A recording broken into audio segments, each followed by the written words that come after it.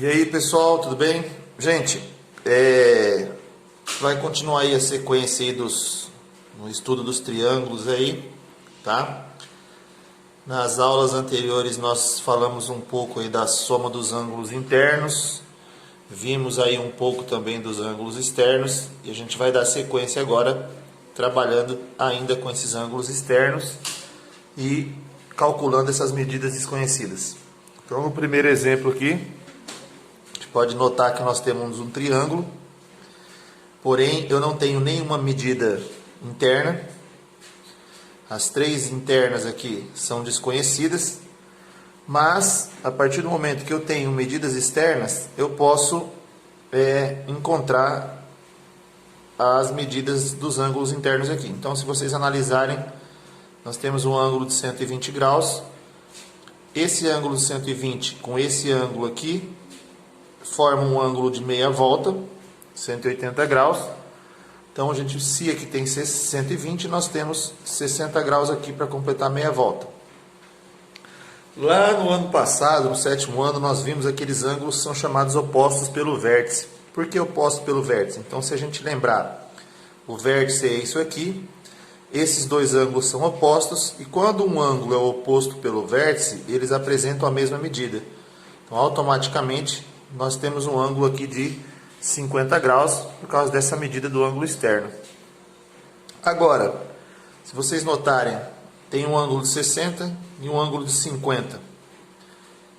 Esse ângulo que eu tenho aqui, ó, com esses dois de 60 e 50, tem que dar 180 graus.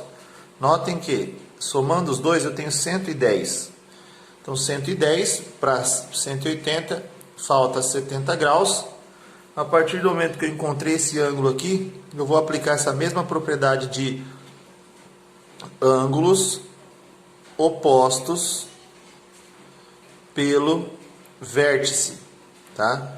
Então, também chamados de ângulos OPV. Nós vimos isso ano passado, tá? Então, é só lembrar o seguinte: se esse ângulo aqui é de 70 graus, o ângulo X, que é o oposto, então ele é oposto pelo vértice, logo tem também 70 graus, e aí a gente completou. Então, notem que essas medidas externas, elas foram úteis para a gente, para quê? Para a gente poder encontrar ou calcular esses valores desconhecidos, que são dos ângulos internos. A partir do momento que eu encontrei essas duas medidas aqui, eu achei a terceira medida e utilizei o conceito de ângulos opostos pelo vértice e acabei encontrando o valor desconhecido de x.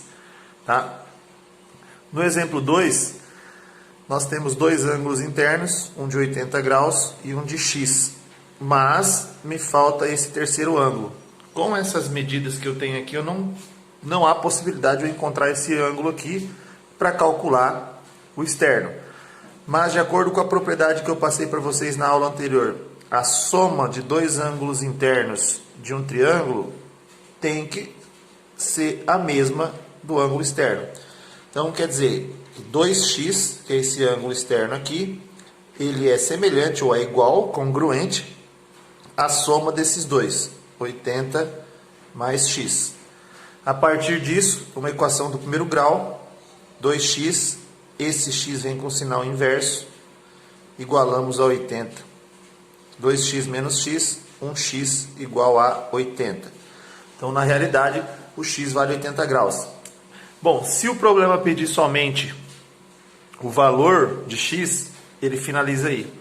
Caso o problema peça que vocês encontrem ou calculem o valor dos ângulos desconhecidos, que geralmente a gente trabalha aí, então nós temos aqui, esse x é 80, e esse ângulo interno, 2 vezes x, 2 vezes 80, 160 graus. Só para a gente confirmar essa propriedade. O que eu disse para vocês anteriormente, a soma desses dois internos é a mesma medida desse externo. Então, 80 mais 80, temos um total de 160 graus. Então, isso confirma que o nosso cálculo foi feito de maneira correta. Então, é só lembrar dessa propriedade aí, aplicar e resolver e substituir aí, tá? No terceiro exemplo, nós temos um triângulo, foi pedida a classificação dele. Nós temos algumas classificações em relação aos ângulos internos. A nomenclatura, tá mostrando para vocês aqui. ângulo de 2x com ângulo de 3x com ângulo de x. Somando 3x mais 2x mais 1x, nós temos um total de 180 graus. Já está separado, só fazer a redução a termos semelhantes.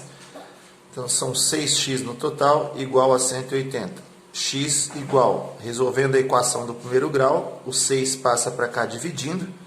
X igual a 180 dividido por 6, 30 graus. Então cada ângulo, cada x, ele tem o valor de 30 graus. Então aqui nós temos 30, 3 vezes 30, 90, e 2 vezes x, 60. Então dentro disso aqui, se eu analisar, ó, 3 ângulos diferentes, então eu posso chamar esse triângulo de escaleno, pois tem as 3 medidas dos ângulos internos diferentes, e um ângulo de 90 graus, então ele é escaleno e retângulo. Por que retângulo? Porque ele apresenta um ângulo de 90 graus aí. Caso ele não apresentasse esse ângulo de 90, né, se fosse um 80, por exemplo, eu teria 40 ou 70 aqui, enfim.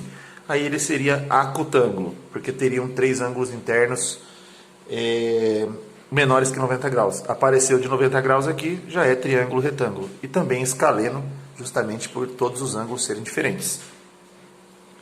Aqui no exemplo seguinte, nós já temos aí 2 figuras mais complicadas, né? Mas se vocês olharem, vamos dividir isso aqui em 2 triângulos. Então aqui eu tenho um com ângulo de 105 e aqui com ângulo de 35 graus. Se eu utilizar esses 3 ângulos, somente esse triângulo aqui, somente ele, a soma dos ângulos internos sempre igual a 180 graus. Então 105 com 35, 140, logo 40 graus. Aplicando aqui o meu conceito de opostos pelo vértice, esse 105 com o z, 105 graus. Então já está também calculado. Falta o valor do ângulo y. Então eu vou trabalhar agora com y, com esse 50, e com o z, que é 105, que eu acabei de descobrir pelo ângulo OPV. 105 mais 50, 155. De 180 para... no caso eu preciso ter 180 graus, eu tenho 155. O total aqui é 25 graus.